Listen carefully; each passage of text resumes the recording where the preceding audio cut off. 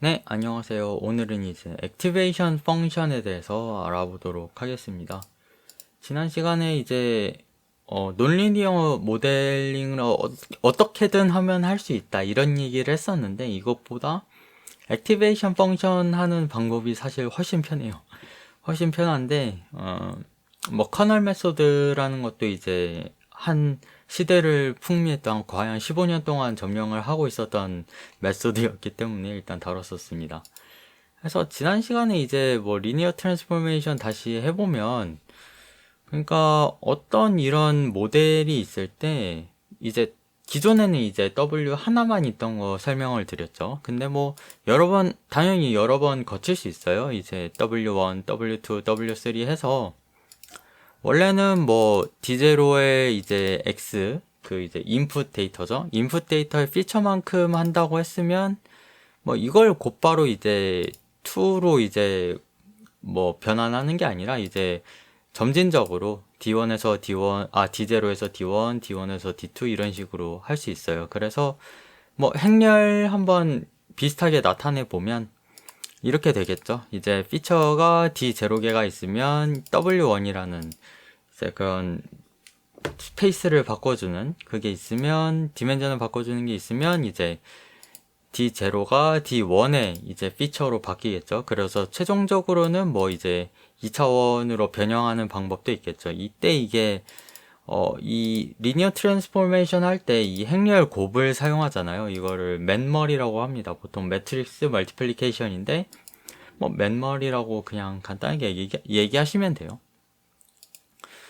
그래서 어떤 이제 오브젝티브로 인해서 이 스페이스를 변형해주는 웨이트들이 학습이 되면 이렇게 뭔가 변화하게 되는데 스페이스가 뭐 이 액티베이션 펑션의 개념은 이거예요. 어떤 리니어, 논리니어 모델링을 직접 하는 게 아니라 액티베이션 펑션으로 이제 우회를 하는 거죠. 그러니까 여기 있던 거는 제가 저번에 시그모이드 함수 설명할 때 이런 식으로 그림을 아주 이쁘게 그리지는 못했지만 그래도 곡선에 뭐 이걸 보여드릴까요? 이런 식으로 이제 된다고 했었잖아요. 그래서 2차원의 공간에서는 이제 이런 식으로 바뀌겠죠. 이게 이제 논 리니어잖아요. 이런 식으로 만약에 여기는 자세히 보시면 아웃풋이라고 적혀 있는데 새로운 피처를 만들 때 뭐 이렇게 쓸 수도 있죠. 그쵸?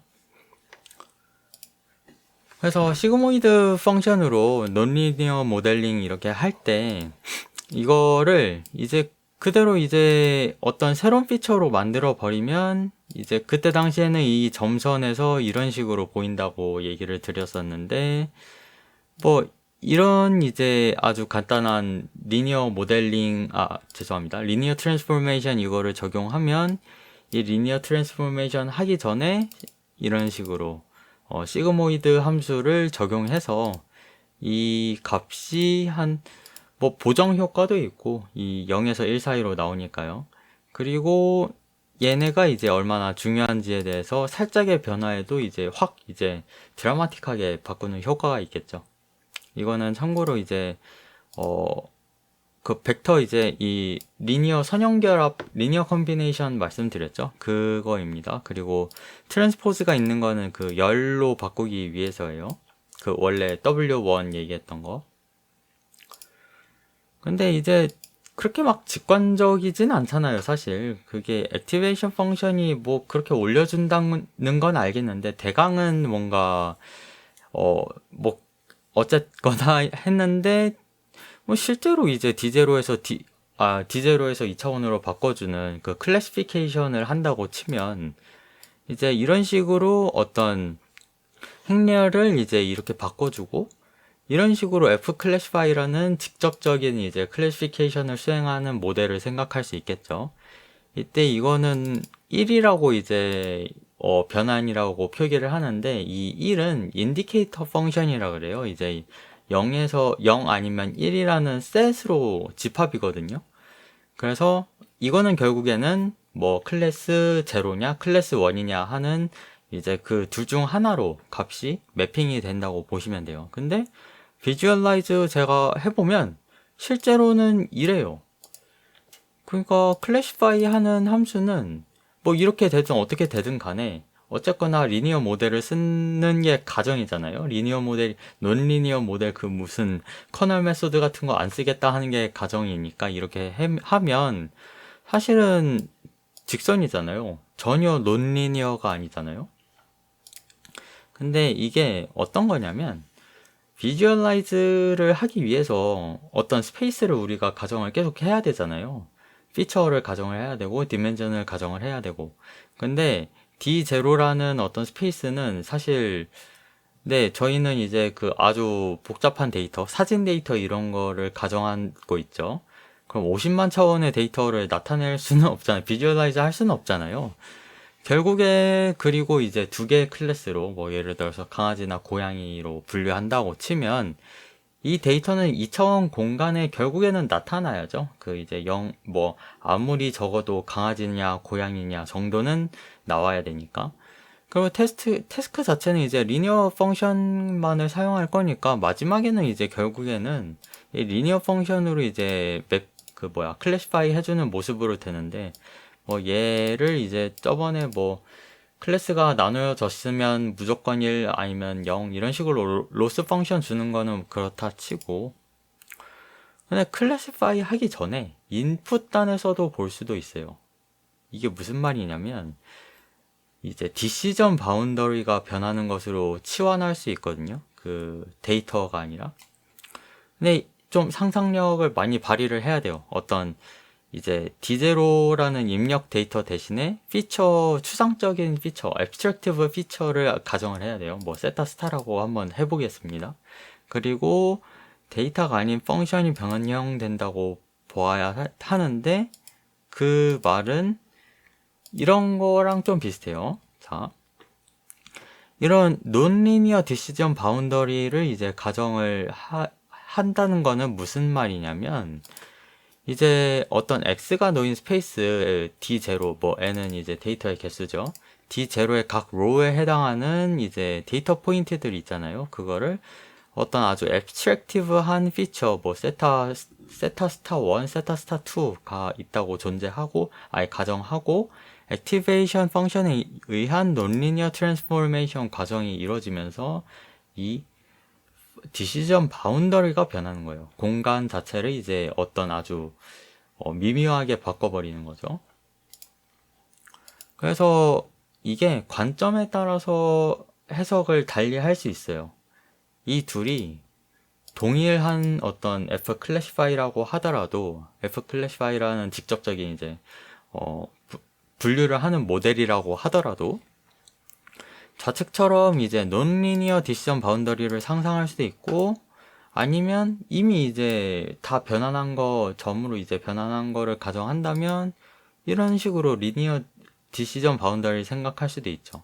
이거는 디시전 바운더리를 어떤 퍼스펙티브에서 보느냐에 따라 다른 거예요. 이 점들이 인풋 데이터 스페이스에 존재하느냐 아니면 representation 스페이스에 존재하느냐. 그러니까 representation W1, 2, 3 과정을 다 거친 게 이제 representation인데 그거 representation 스페이스 상에서 생각을 하면 이렇게 되는 거죠. 이거는 input 데이터라고 input 데이터 스페이스라고 가정을 하는 거고 여기 이제 abstractive한 세타 스타 얘기했었죠. 그리고 디시전 바운더리가 이렇게 되게 간단하게 나오는 이유는 이제 이 매핑을 하는 이제 스페이스를 바꿔주는 이 W1, 2, 3가 전부 다 이제 태스크를 잘 수행할 수 있도록 학습이 이제 자동적으로 돼요. 그 일반적인 학습 알고리즘을 생각하면. 그래서 이제 액티베이션 펑션으로서 그럼 뭐 어떤 게 있을까요 정도로 생각이 되는데 사실은 렐루라고 하는 이 rectified linear units 하나 다루면 사실 다른 거는 크게 이제 다룰 거는 없어요.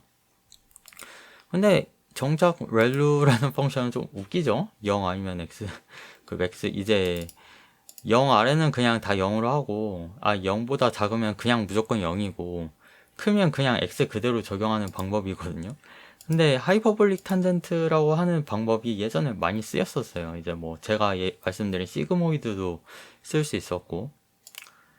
근데 이게 웃긴 게 네, 시그모이드나 뭐 탄젠트 함수 뭐 당연히 이제 곡선 비선형적인 걸 모델링 해야 되니까 이렇게 나오는데, 계산량은 당연히 많겠죠. 이제 이 자연 2의 x 뭐 이런 거 해야 되니까. 근데 렐루는 계산은 말도 안 되죠. 그냥 너무 간단하잖아요. 그 리니어 모델이잖아요. 거의 x잖아요. 그냥. 근데 이런 식으로 할 수 있어요. 이거 한 미분 배울 때 배우는 거죠. 그 렉탱글로 어떤 펑션을 어프록시메이션 하는 거. 그래서 뭐 그래요. 적분이나 미분이나 아무튼 적분할 때는 특히 이제 이 렉탱글을 얼만큼 이제 더하냐에 따라서 이제 이 곡선의 어떤 너비, 너비 맞네요. 네. 그걸 면적이나 죄송합니다. 면적을 계산하는 건데, 이게 리만 합이라는 그런 게 있어요. 트릭이. 이게 뭐 그렇게 막 그런 게 아니라, 자, 리만 합은 이제 어떤 이제 컨티니어스한 서브셋, 어떤 0에서 1 사이에 컨티니어스한 공간 스페이스를 생각을 해볼게요. 이것도 엄청 빽빽해서 사실은 무한계 이제 그게 있는데, 원소가 있는데 그냥 몬테카를로 메소드를 사용을 해버리는 거예요. 그러면 이거를 어떤 디스크리트하게 쪼갤 수 있겠죠? 그쵸? n개로 쪼갠다면 그냥 C라는 어떤 이제 그 쪼개진 서브셋을 생각을 하면 그냥 이런 식으로 썸메이션으로 표현할 수 있다고 저번에 똑같이 얘기했죠. 몬테카를로 메소드. 그래서 이 렐루가 그냥 몬테카를로 메소드로 이걸 다 쪼개버리고 그 펑션에 어프록시메이트 하는 거예요. 그래서 실제로 어떤 학습 양상을 보면 시그모이드 좋아요. 이제 곡선으로 모델링 잘 해주는데 얘는 이제 그만큼은 필요가 없는 거죠. 아무리 이제 피처 개수만큼 여기 보면 이제 피처 개수만큼 이제 s를 이제 나눌 수 있다고 했는데, 이거는 뭐 그만큼 이제 막 에러율이나 이런 뭐 그런 게 있어요. 이제 학습을 할 때 이제 어떤 게 중요한지. 그래서 지금 이제 클래시파이 잘 됐으니까 이제 학습을 아마 거의 멈췄을 텐데, 그냥 이제 직선 여러 개로 이제 구성이 되는 거죠. 더 필요할 때는 직선 더 이제 많이 써서 얘 근사하게 되겠죠. 그래서 계산량이나 어떤 거나 다 유리하다고 하는 겁니다. 근데 자꾸 이제 학습을 알그맥스 이런 거 마술의 지팡이 계속 얘기했잖아요. 근데 저도 그거는 한계를 느끼더라고요. 그냥 그레디언트 디센트 전까지만 하려고 했는데, 그래도 그레디언트 디센트도 사실은 약간 오해 여지가 있는 게 여러 가지 있거든요. 그래서 그런 것도 취합을 해서 다음 시간에 그레디언트 디센트 본격적으로 딥러닝이라고 보시면 될 것 같아요. 거기 들어가 보도록 하겠습니다. 네, 다음 시간에 뵙겠습니다.